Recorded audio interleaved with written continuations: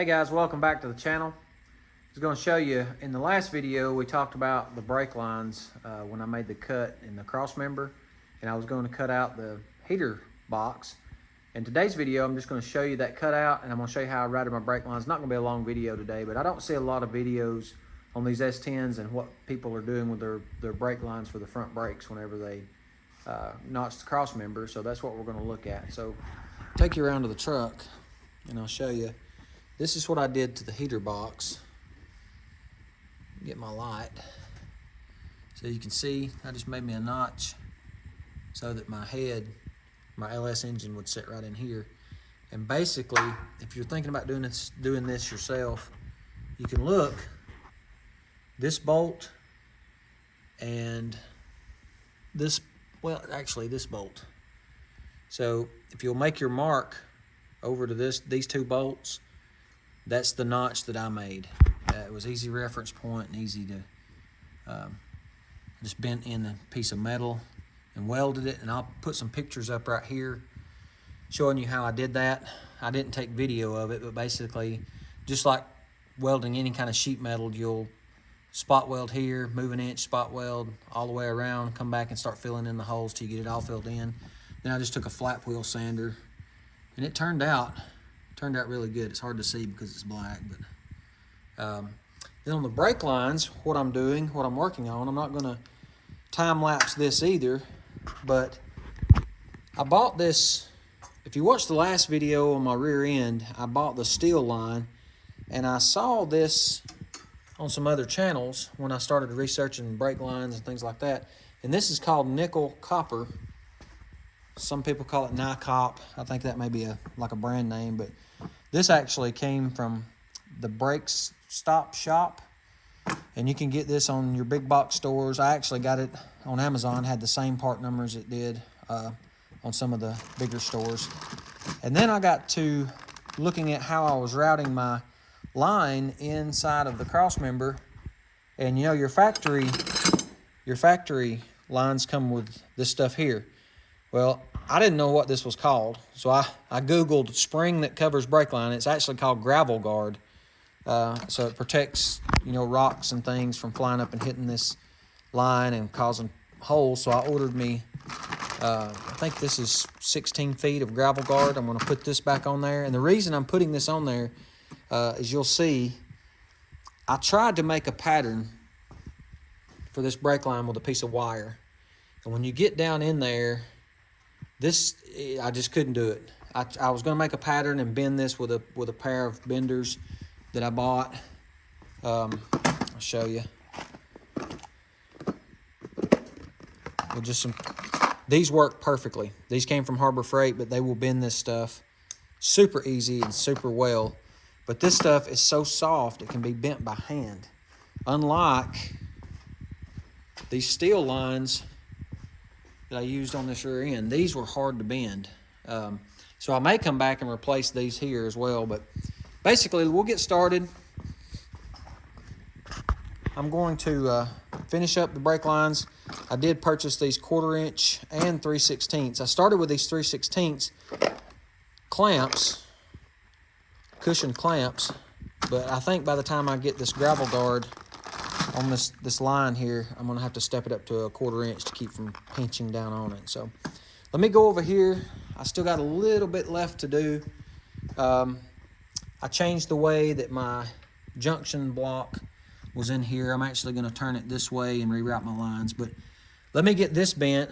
Like I said, I don't want to make it too long of a video, but let me get this bent and put in here, and I'll get underneath the truck and show you the backside view. And if it's something you're interested in, you can do it yourself. And I'll leave a link, as always, to the gravel guard, the nickel copper, the Brake Stop Shop 3/16 line, the clamps, and anything that I use in the video today. So stay tuned, and we'll get the brake line finished up, and I'll show you the end results. Okay, we are finished with the brake lines. I put the gravel guard on there, got everything buttoned up underneath. I moved my junction block over here. You can see my drawing where I drew everything out with a paint marker. So couple of things I want to show you before I let you go if you did the Blazer brake swap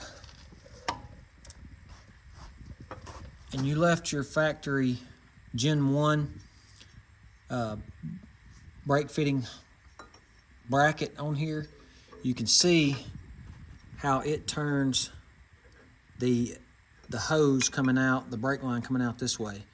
I went back to the junkyard and I got the ones that come down and made a 90, which caused me to have to rebend this line here and the one on the other side. But I left the wheel off because I wanted to show you guys it gives you a lot better angle or bend on your flexible hose.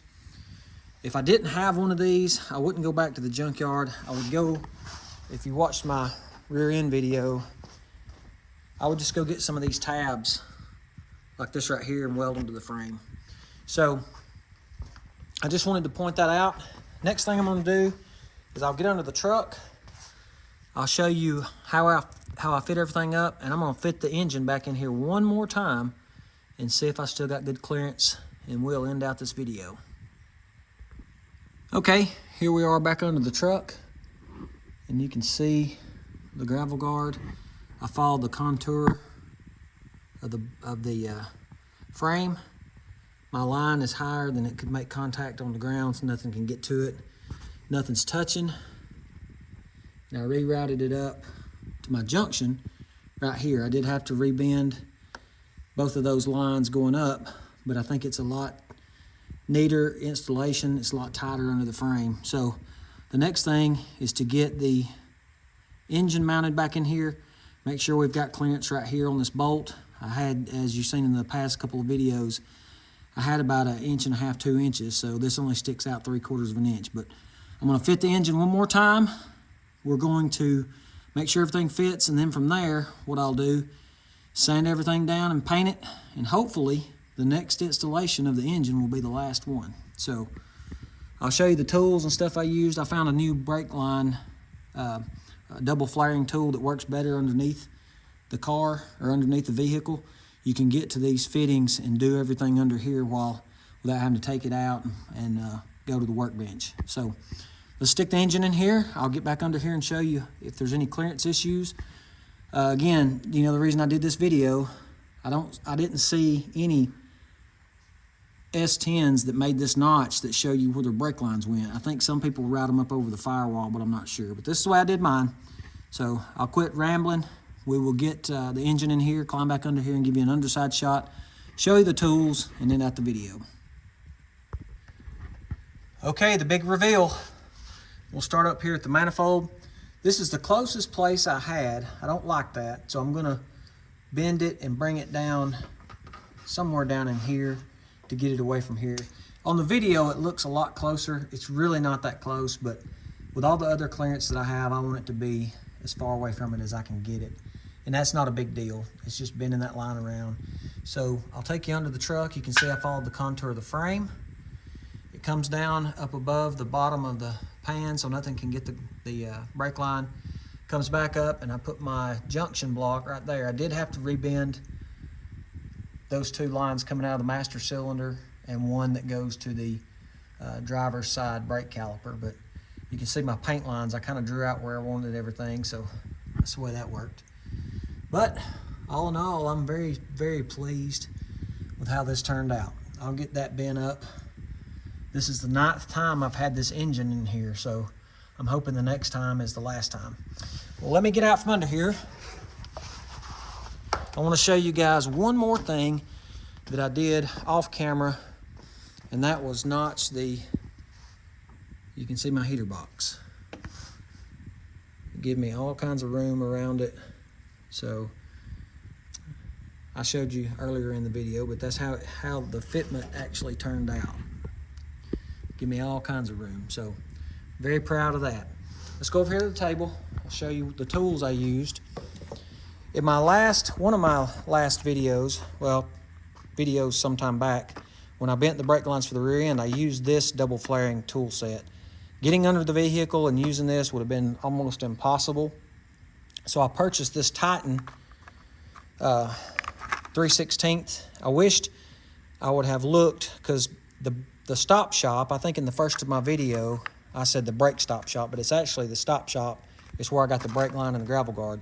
But the Stop Shop actually has one of these that has 3/16 and a quarter for about $10 more than I paid for this one. So I think I give almost 40 bucks for this one, and well, it's 35 I think at the time of this video, but I'll leave a link to the description, to the part number in the description for this.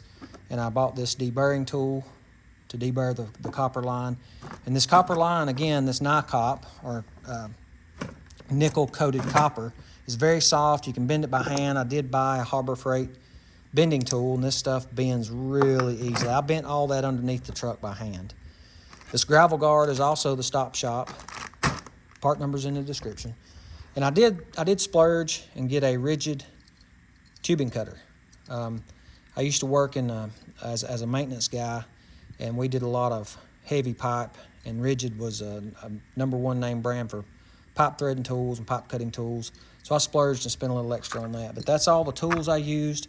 When you buy this brake line kit, you get these fittings. I ordered an extra bag of fittings, but you get this entire bag of fittings, and I just dropped them out in there. But it comes with 3/8 24, 7/16 24, all kinds of fittings. And I did use 1/4 inch insulated clamps. When I put the gravel guard on there, the 3/16 were just too small, but I will leave these part numbers in the description as well. So that's everything I used. I'll cover all this in the description. Thanks for stopping back in. If you like what you see, hit that like button. If you're not a subscriber, please hit that subscribe button. Helps out the channel, helps me to keep creating more content. I appreciate you guys, and I'll catch you in my next video.